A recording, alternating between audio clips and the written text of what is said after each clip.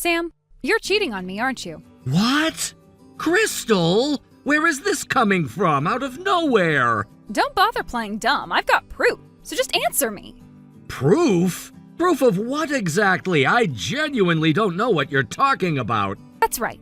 Rock solid, no way out, slam dunk proof. The kind that makes it pointless to keep lying to my face. Then show it to me, the proof you say you have. No way. It's my trump card. Why would I waste it? I haven't cheated on anyone, and honestly, this whole thing is so out of left field, I don't even know what you're talking about. If you won't show me the one thing that actually matters, this so-called proof, we're not going to get anywhere. I don't need to show you anything. The fact is, you're cheating. And I'm telling you I'm not. Ugh, so stubborn. You can check the bank statements, my calendar, anything you want. As if I'd trust a calendar you control. You're really going to sit there and keep a straight face about it, huh? It's not a straight face, it's the truth. You're accusing me of something that may break our marriage. Of course I wouldn't do such a thing. Crystal, in all the time we've been together, have I ever once given you a reason not to trust me? One name, one late night you couldn't explain? Anything? That's not the point. It's exactly the point. You're accusing me of the single worst thing a husband can do, and you can't name a when, a where, or a who. I have proof. That explains everything. Then it should be easy to show me, unless showing me would unravel the whole thing. Ugh, stop being clever. It doesn't suit you. If you'd just owned up to it, maybe I'd have shown you a little mercy. Mercy for something I didn't do? Listen, I'll give you a chance. A chance? Just pay me alimony. What? Alimony for what? Even though I didn't cheat? I keep telling you, you did cheat. No matter how much you deny it, I am already at the point where I have solid confirmation. There is no way you're getting out of this. If you pay me whatever amount I name, I'll at least spare you the divorce. Say whatever you want, but I didn't cheat. But this name your price alimony, how much are you thinking? 150 grand. Excuse me? Do you even know what's normal here? That's outrageously high. And besides, if you're saying you won't divorce me, then it'd be a smaller amount than an actual divorce, not more. Details. It's not a detail, it's the whole point. You're describing a number you pulled out of thin air and calling it a settlement. But anyway, I'll say it as many times as I have to. I did not cheat. Wow, you're awfully bold for once. Normally you're all timid and wishy-washy, never standing up to anything I say. It's not that I don't stand up to you. It's that we haven't even been married a year and I don't want to rock the boat. I just want us to be a happy couple. Then all the more reason to pay up. You don't want to rock the boat, you want a happy marriage, which means you don't want to divorce me, right? I want a happy marriage with someone who isn't trying to extort me. That's a meaningful difference. Extort? Oh, such an ugly word. I'm offering you a deal. A deal where I hand you a fortune for a crime I didn't commit? Paying you $150,000 over an affair that never happened is just ridiculous. You pay, we stay married. Everyone's happy. Where's the problem? The problem is that I didn't do anything, Crystal. Ugh, you're just a broken record. Hey, I'll give you a little time. Crystal, please, just stop and think about what you're saying. I've thought about it plenty. The clock's ticking, Sam. While I'm still feeling generous enough to forgive you, hurry up, admit the affair, and pay me my $150,000.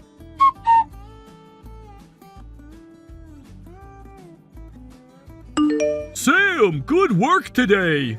You too, Morgan. Hey, you doing okay?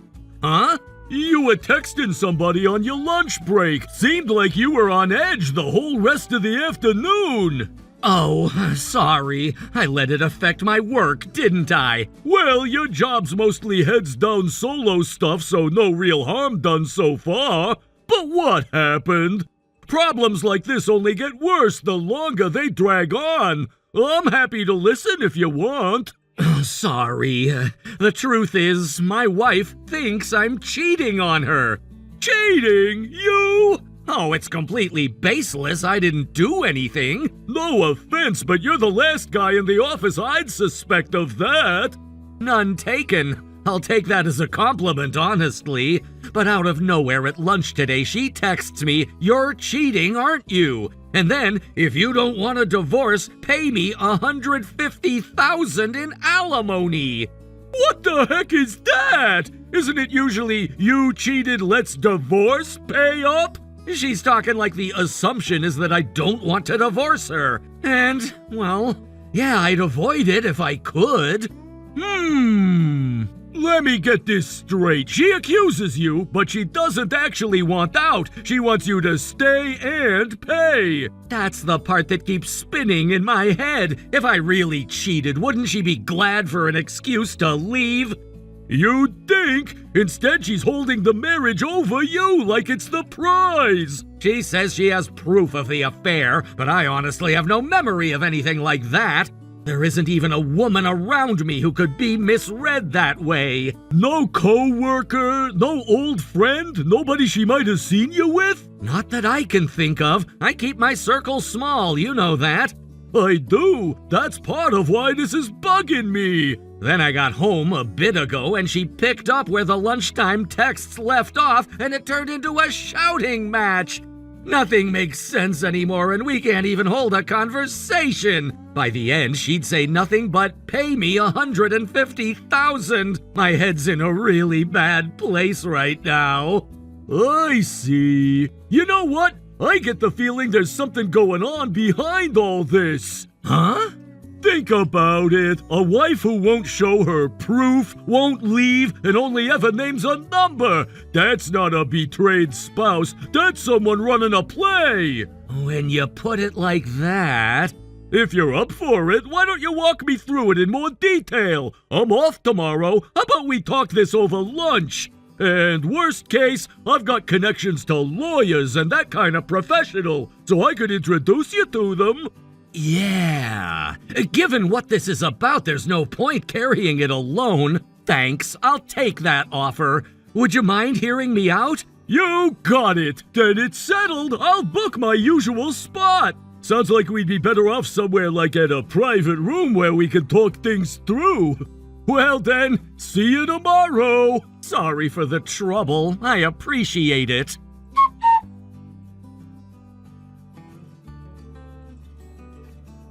Hey, Sam, you still not ready to pay the $150,000? Better hurry or I'll divorce you. Are we going to go through this again? And where even are you right now? I got back from being out and you were already gone.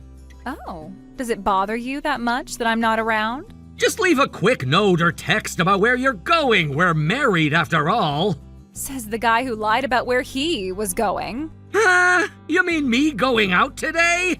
You went to meet your affair partner and told me, I'm getting lunch with a senior coworker. Huh, don't insult me with such a clumsy lie. It's not a lie. I can show you the reservation, the receipt, all of it. Receipts can say anything. Two people can share a meal and call it work. I genuinely did get lunch with a senior coworker. How did you get there? And for the record, that person is a man.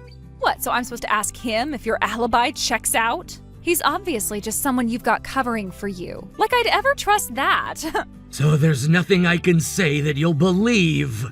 Nope, because I already know the truth. You keep saying you have proof, but every time I offer you a way to verify the truth, you wave it off. Because I already know what I know. That's not knowledge, that's just you deciding. Then tell me properly, not in threats, not in dollar amounts, just tell me what you think you saw. I'll tell you when you're holding a check, and not a second sooner. Crystal, can we please calm down and actually talk this through just once? Huh? You realize we're talking completely past each other, right? You're just being stubborn. Why would I believe a word a cheater says at this point? Because in nearly a year of marriage, I have never once given you a reason not to. Think about that. People hide things. That's what people do. For the last time, I have not cheated. I keep asking myself where this idea even came from. Someone had to put it in your head. Nobody put anything anywhere. I have eyes. Eyes that have apparently seen things that never happened. Seriously, so stubborn. I'm telling you I won't divorce you if you just pay the alimony. I'm not coming home until that $150,000 is in my account. Hey! You're not coming home? Where are you staying? Of course I'm not telling you. So you'd rather sleep somewhere else than spend 5 minutes hearing me out? Don't twist this around. We're talking about your cheating, not where I sleep. I'd rather be anywhere than listen to you deny it again. Just hurry up and pay the alimony.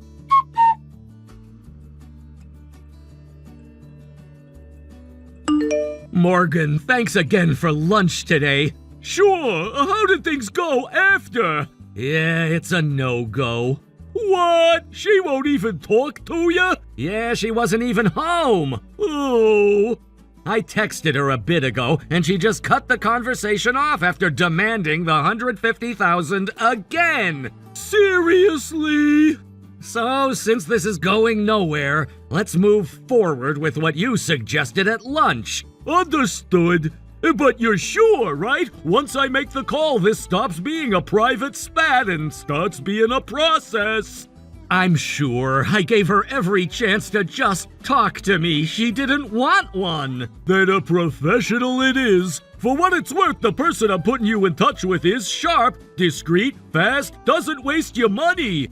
That's reassuring. I wouldn't even know where to start on my own. Nobody does the first time. That's what the rest of us are for. I'll let them know on my end.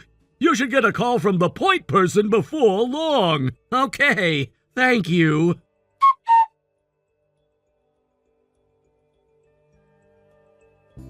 Hey, Sam, what's the big idea? Leaving me hanging for 2 whole weeks just because I went quiet? Do you have any idea how that feels, being ignored by your own husband? Funny, I was just about to reach out to you. Perfect timing. Oh, so you finally decided to pay the alimony? Nope, I was about to tell you I have no intention of paying. Excuse me? You're still taking that attitude. If you don't pay the $150,000, I'll have no choice but to divorce you, you know. Sure, divorce is fine with me. What? But I'll be filing my own alimony claim in full. Of course, I won't make some absurd demand like you did. I talked to a lawyer, just a fair, standard amount. Wait. None of this is adding up. Really? Exactly which part? First of all, you don't want to divorce me, right? Like I keep saying, divorce is fine with me. Why? You want us to be a happy couple. You don't want to divorce me, right? If you just put $150,000 in my account, this is all solved. No, see, I thought that if meeting you halfway kept our marriage happy, then it'd be worth it. I really did mean those vows, you know, every word of them. But the thing is, you, the one person it depended on, betrayed me in the worst way possible. Right now, I just want this divorce over with. What are you talking about? Me? Betray you? With what? Don't. We're past the part where pretending helps you. I'm just saying you're the one who cheated. Huh? And what's more, your affair partner is my old classmate, Eddie, isn't he? What? Actually, you've been with Eddie since before you even married me, haven't you? Wait, no way. How? How did I find out about this? Because I hired a private investigator. A private investigator? A senior coworker put me in touch with one, and I hired them. You actually went and did something like that? Well, of course. When your spouse accuses you of cheating out of absolutely nowhere and suddenly shouts $150,000 in alimony, don't you think it's only natural to suspect there's something else going on? What? The investigator was thorough, by the way. Photos, dates, the apartment Eddie keeps, the times you came and went. That's... you had me followed? I had the truth found. There's a difference. You're the one who turned our marriage into something that needed investigating. Well, but that doesn't change the fact that you're the one cheating. Wait, you're still on that? Your affair partner is that Morgan woman, your company coworker. What? The two of you are always going off to lunch alone together. 2 weeks ago on your day off, you booked a private room at a restaurant just to be alone with her. And the clincher? That trip a month ago you said was with a guy friend. That was actually a romantic getaway, wasn't it? I have photographic proof of you and Morgan boarding the train together. So you're in no position to lecture me. So that's your big proof, the thing you wouldn't show me. Of course it is. I've had it this whole time. Pictures don't lie. You've been cheating as well. Well, you've got this incredibly wrong. What? Our department has a casual dress code, so maybe it was hard to tell, but Morgan is actually a man. Huh? Sure, Morgan has delicate features and he's small and slim, so people do mistake him for a woman at first glance, but he's 100% a man with a wife and kids. Wait, really? If you want proof, I could probably get Morgan to provide some. I introduced him to you at our wedding, don't you remember? Wait, did you? Short guy, soft features, brought his wife and their little daughter. You spent 10 minutes talking to all three of them. What? Was that... You're telling me I built my whole case on a man I met at our own wedding? I'm telling you that you were so busy looking for an affair that you invented one. You saw what you needed to see. So, to be clear, exactly as I've been saying all along, I did not cheat. The one who cheated is you, Crystal, which means I have no obligation to pay you any alimony. That can't be. You're lying. I'm really not, and deep down you already know that. Also, Eddie was your boyfriend, and yet you went and married me anyway, because what you were really after was the money I inherited from my father, who passed away 6 months ago, right? What? Eddie's apparently buried in debt after all. That's... I did wonder when we first met why you were so curious about my family. Now I understand. I was just being interested in you. You were taking inventory. There's a difference. My late father earned quite a lot in his day, so even split with my mother, the other heir, you figured there'd be a hefty sum. That's why the wedding was so rushed, isn't it? You heard the clock was running and you wanted the ring on before it stopped. You don't know what you're talking about. It's all out in the open already. If you try to hide things now, the alimony I'm about to claim might just go up. I'd be careful of what you say if I were you. Hey, fine, okay. Yes, you're right about everything. It all started when I heard your dad had been given a terminal diagnosis. That's when Eddie and I came up with this whole plan. So you married me to pay off Eddie's debt. That's right. We were going to wait for your dad to die and snatch the inheritance. Finally, you admit to that. Do you have any idea how much I put up with? Smiling at your boring stories, pretending to care about your day? You don't get sympathy for finding it exhausting to fake loving your husband, Crystal. Eddie kept saying it would be worth it. Just hold on a little longer, marry the quiet one, wait for the old man, and we'd be set for life. So I was the quiet one. Easy to manage, easy to fool. That was the whole appeal. You were supposed to be simple. You weren't supposed to hire anyone or fight back. People keep underestimating quiet, Crystal. It's not the same as weak.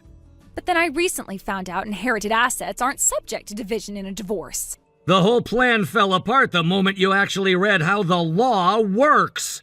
So I figured maybe he'll cheat and then I can grab it as alimony. And while I was watching you for an opening, then there was this Morgan person. It was the perfect chance. I see. Morgan and I get paired up on a lot of projects and we're close outside of work too, so you jumped to the conclusion that he was my affair partner. You needed me to be the cheater because the law wouldn't hand you the inheritance any other way.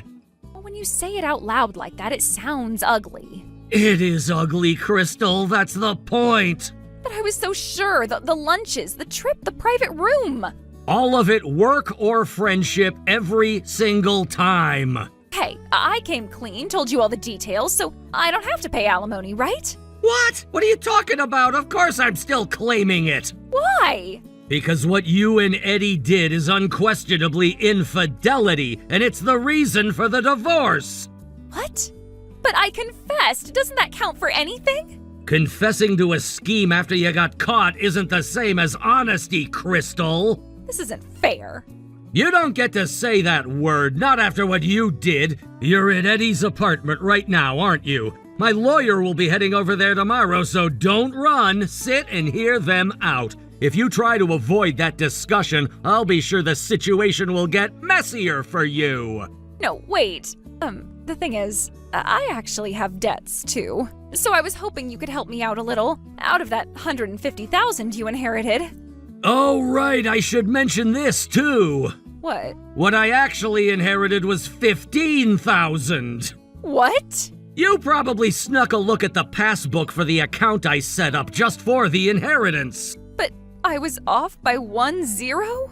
Yep, you read it 1 digit too high. Wait, why is it so little? Sure, my dad was a big earner back when he was healthy, but his final years were a long battle with illness, so he wasn't working, and the treatment cost a fair amount. So in the end, my share of the inheritance came to $15,000. Are you kidding me? So everything Eddie and I did was for nothing? Worse than nothing, really. You blew up a marriage and got yourself a lawsuit, all chasing a number that was never there. Months of pretending to love someone for the price of a used car. Quite the investment. Don't you dare mock me. Oh, this is a nightmare. Do you have any idea what I gave up for this? All the time wasted on you? All those months, all that pretending. For $15,000 I'm not even getting. For $15,000 that was never yours to begin with. Let's be precise about it. Eddie is going to lose his mind when I tell him. That's between you and Eddie now. I'm out of it. Sam, please, just give me a minute to... For what? I'm done with you. Anyway, from here on, please go through my lawyer. Don't contact me again. Wait! Goodbye, then.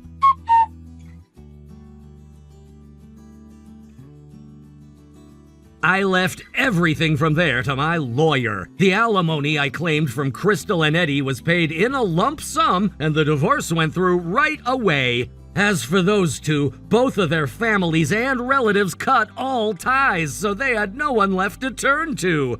Which meant that, on top of everything before, they ended up saddled with fresh debt, and apparently, without doing their research, they borrowed from some very dangerous people. By the time they finally realized it, it was far too late. After running for a long while, they were caught in the end. Rumor has it they're out at sea somewhere now, or going through hell, body and soul, in some foreign country. Or that one of them is already, and so on. People say all kinds of things, but it's no longer any of my concern, so I've decided not to worry about it. Thank you for watching. Please subscribe and hit the like button. See you next time.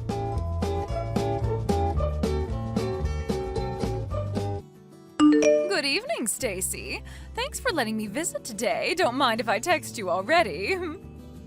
Good evening, Aline. Thanks for coming today. It was our pleasure.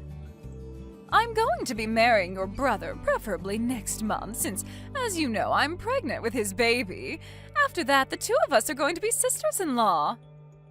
Yep, I look forward to it. By the way, you're in your 3rd year of high school and are going to university next year, right, Stacy? Yes. Are you going to be moving out once you graduate high school? I have no plans of moving out as of yet. Why not? Because I'm going to be entering a university that I can go to from home. But it's no use talking about that now. I haven't even taken the entrance examination yet, so who knows what will happen. Well, I guess that's true. Tell me when it's decided, okay? I'll probably be moving in with you starting next month. Oh, is that so? Well, I hope we can get along with each other when that happens. Hi, Stacy. Care to explain what's the meaning of this? What? My wedding ring was found in your room. I was looking for it these past few days since I thought I lost it, but to think that you stole it? Hold on, I did no such thing. But I found it in your room, under your desk, as if you were trying to hide it. I probably would have never found it if I didn't happen to decide to clean your room. I've told your brother and your parents about this. Everyone was furious. It seems that you were going to be staying here and go to university from home, but I told everyone that I'm scared of living with a thief when my baby is about to be born, and they all agreed to make you leave the house. But you didn't even listen to what I had to say. This is too unfair. But there was concrete proof that you had stolen it in the form of my ring hidden in your desk. I did no such thing, I promise you. No matter. Just hurry up and come home. Your high school graduation ceremony should be done by now, so hurry up and pack your stuff because you're going to be leaving. I'm telling you, I didn't do it. Hi, Stacy. I'll be kind and ask, but are you unsure of what to do from now? No, I told my boyfriend what happened and he believed me when I told him I didn't do anything. I'm going to be living with him in his apartment for now. Oh, well, look at you. I didn't know that you had a boyfriend. Yes, we've been going out since the second year of high school. I'm extremely grateful since I'm going to have to pay for my living expenses and university tuition on my own from now on. You brought this upon yourself. You went and fooled even your boyfriend. You're so young, but already so devious. I didn't do anything, but don't worry, I have no intention of returning home. Is that so? But let me ask you one question. Why did you hide your ring in my desk? Well, I guess if you don't have any intention of returning, then, you see, I want to have a share in your family's property. Our property? Like I was saying, I wanted your property, so I seduced your brother Charles and made him drunk, bringing him into a love hotel.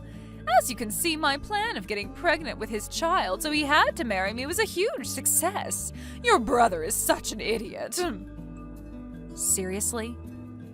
And if I chase you out of the family, then my portion of the inheritance after your parents die will be larger, since you'd no longer be there to compete with me. Which is why I came up with the idea of making it seem like you stole my ring. But it's also no use telling your parents about it now. Now that I've had a baby, they can't possibly make me leave anymore as the wife of the eldest son. Not only that, but you're a thief in their minds. Besides, sisters-in-law are such a bother. It makes me laugh no matter how many times I replay it in my mind. Your mother shouting, "Leave the house," and your dad also saying, "Don't come back, thief." Your brother's reaction was splendid as well. I cried to him saying that you had scolded me, and he got furious at you and said, "You have no right of talking to my wife like that. You're just a child and a thief at that."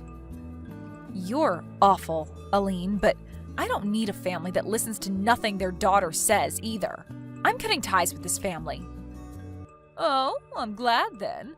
I mean, of course they believed me over you. I'm the one who gave birth to your parents' first grandchild, and as the eldest son's wife, I'm also going to inherit your family's property. No one's going to believe a stupid child saying that she did nothing, even though she has no proof. I wanted to tell you those exact same words myself. What? Once I enter university, I plan on entering the film club. I bought a camera using the money I saved up in high school doing part-time jobs. What? There was one day where I accidentally left the camera recording in my room. You were caught clean on camera hiding your ring in my desk. What? I have no intention of returning home, so I'm not even going to bother showing it to my family, but just remember that I have definitive proof of what you did in my hands. Hold on. I also have our conversation by text as proof as well. Thanks for being cocky and telling me everything. Stop it! Don't forget that I can expose what you did whenever I want. No way! Hey, Stacy!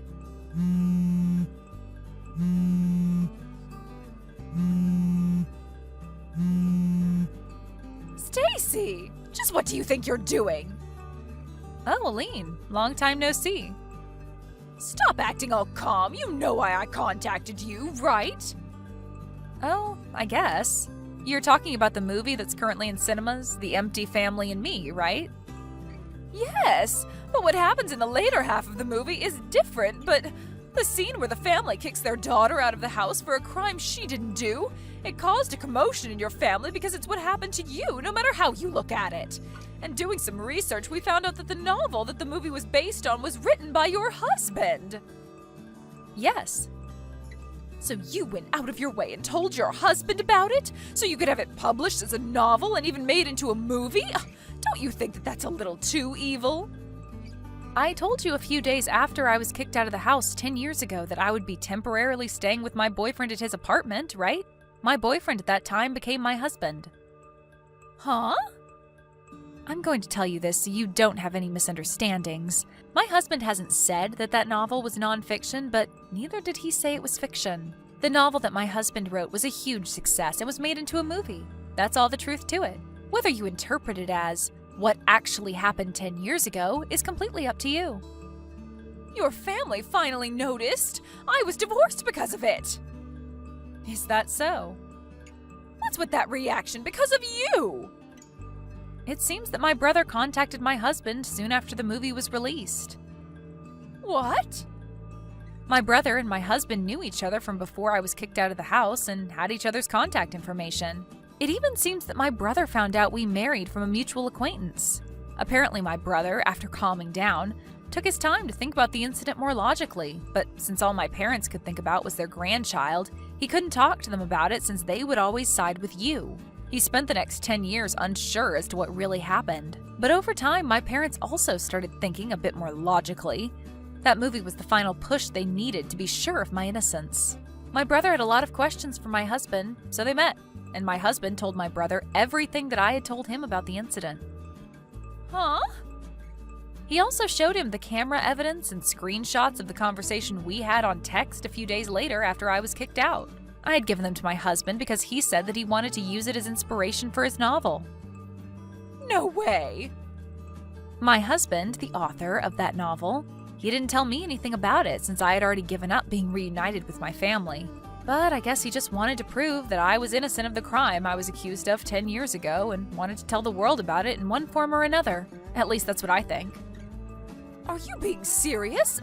Do you know what I had to go through because of that? The baby you gave birth to as part of your plan in making my brother marry you wasn't actually my brother's child, right?